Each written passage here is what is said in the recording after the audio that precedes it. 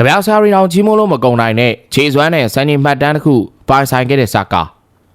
အိုင်ဘတ်ခွန်ရှိကိုနဲ့ဖိုင်သုံးလုံးမေးစော့မယ်ဆိုရင်မြန်မာနိုင်ငံယုံကြည်စိတ်ချဆုံးရွှေထုံးစီနီယာအေဂျင့်ရဲ့ Viber Telegram နံပါတ်3998854031ကိုခုပဲဆက်သွယ်လိုက်ပါ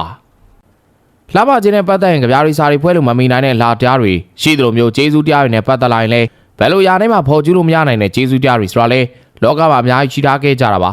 လူကြောင့်ဝမ်းသာခြင်းတွေမှာလည်းအတိုင်းမသိဝမ်းသာခြင်းဆိုတာရှိသလိုဝမ်းနိုင်ခြင်းတွေမှာလည်းပြောစရာစကားလုံးမရှိတော့ဝမ်းနိုင်ခြင်းတွေလည်းလောကမှာနိုင်နေများဆိုသလိုမြင်တွေ့ခဲ့ရတာပါ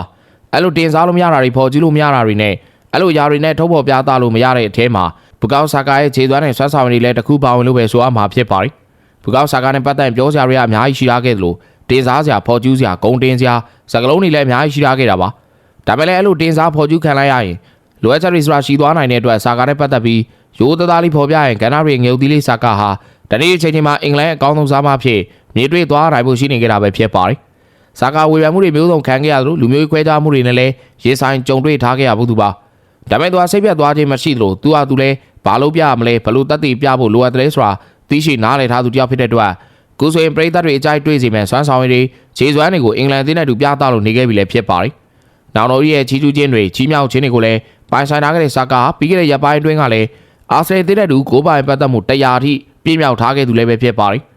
ဒါအာဆယ်အသင်းတော့ပရီးမီးယားလိမှာသွင်းကိုတရားပြည့်မြောက်တဲ့ရှေ့အောင်မြောက်ကစားမဖြစ်ခဲ့ပြီးအဲ့လိုမှတ်တမ်းကောင်းတွေပိုင်ဆိုင်ထားခဲ့တဲ့ဆာကာအင်္ဂလန်အသင်းနဲ့တူစံချိန်မှတ်တမ်းကောင်းတစ်ခုကိုပိုင်ဆိုင်သွားခဲ့ပြီလည်းဖြစ်ပါတယ်အာဆယ်အသင်းရဲ့ကျယ်ပွင့်တိုင်းစိတ်စားမဆာကာဝေးနဲ့ခြေစမ်းပွဲမှာအင်္ဂလန်အသင်းကလာပါတဲ့ကိုသွင်းခဲ့ပြီးတမိုင်းဝင်စံချိန်ကောင်းတစ်ခုကိုပိုင်ဆိုင်သွားခဲ့တာပါအင်္ဂလန်အသင်းကအဖွင့်ကိုပွဲစား3မိနစ်မှာမော်ဂန်ရောဂျာစ်ကသွင်းခဲ့ပြီးတော့17မိနစ်မှာအော်လီဝါကင်စ်ကဒုတိယကိုသွင်းခဲ့သလိုအဲ့နှစ်ဂိုးစလုံးကိုဘဲလစ်ကန်စဘူဂွီကဖန်တီးပေးသွားခဲ့တာဖြစ်ပါတယ်အင်္ဂလန်ရဲ့တတိယဂိုးတော့9မိနစ်ကြာမှာပဲဆာကာပန်နီအေရီယာထိပ်ကနေညာချင်းနဲ့လှလှပပဝေးဝိုင်ကန်သွင်းခဲ့ပြီးဝေးစ်ကိုသမားဒါလိုတယောက်ဘာမှမတတ်နိုင်ခဲ့ပါဘူးဝေးစ်ပွဲမှာဆာကာတီးကြတဲ့ဘောလုံးပေးဖို့26ကြိမ်ပြိုင်ပွဲသိပန်နီအေရီယာတွင်ဘောလုံးထိချက်9ကြိမ်ကိုပေါက်ကန်ချက်4ကြိမ်ဘောလုံးပြန်လည်ရယူနိုင်မှု3ကြိမ်ကိုပေါက်ကန်ချက်1ကြိမ်ခွင်းဖန်တီးနိုင်မှု1ကြိမ်နဲ့သွင်းကိုတကိုရယူပေးနိုင်ခဲ့တာဖြစ်ပါတယ်ခုဆိုအင်္ဂလန်တင်းစားမဘွားမှာဆာကာရဲ့သွင်းကိုရေတွက်က73ဂိုးရှိလာခဲ့ပြီဖြစ်လို့အာဆင်စားမတွေထဲမှာလက်ဝဲရှင်အသင်းအတွက်သွင်းကိုများဆုံးဖြစ်တဲ့စံချိန်တင်ရှိသွားခဲ့ပါတယ်ဆာကာမတိုင်ခင်အင်္ဂလန်အသင်းအတွက်သွင်းကိုများဆုံးအာဆင်စားမဖြစ်စံချိန်တင်ခဲ့တာကကလပ်ဘတ်စတင်ဖြစ်ပြီးတော့1931ကနေ38ခုနှစ်အတွင်း12ဂိုးထိသွင်းထားခဲ့တာဖြစ်ပါတယ်ခုချိန်မှာဆာကာနှစ်ပေါင်းများစွာကြာမင်းနေဖြစ်တဲ့ကလပ်ဘတ်စတင်ရဲ့စံချိန်ကိုဖျက်ချိုးပြီးတော့တမိုင်းဝင်စံချိန်တစ်ခုတင်ရှိသွားနိုင်ခဲ့တာပါ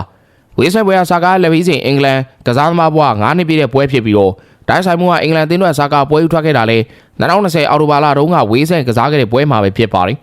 အင်္ဂလန်ကဝေးဆန်ဆုံတွေ့ခဲ့တဲ့နောက်ဆုံးမဲ့10ပွဲမှာပွဲတိုင်းနိုင်ရခဲ့လို့19ဂိုးသွင်းပြီးတော့ပေးဂိုးတကိုးသာရှိခဲ့ပြီး1984ခုနှစ်နောက်ပိုင်းကဝေးစ်ကိုမရှုံးနေတော့ပါဘူးအင်္ဂလန်လက်ဝဲရှင်အသင်းကသောမတ်တူချဲလက်အောက်မှာရလက်ကောင်းတဲ့ဇာတ်တိုက်ဆိုလိုပိုင်ဆိုင်နေခဲ့ကြဖြစ်ပြီးကမ္ဘာ့ဖလားခြေစွဲအုပ်စုပွဲစဉ်ရှစ်ပိုင်းကစားခဲ့တဲ့ပွဲစဉ်5ပွဲမှာလည်းအင်္ဂလန်က9ပွဲလုံးနိုင်ထားပြီးတော့ဆိုပါ9ပွဲလုံးမှာပေးဂိုးလည်းလုံးဝမရှိထားခဲ့တာပဲဖြစ်ပါတယ်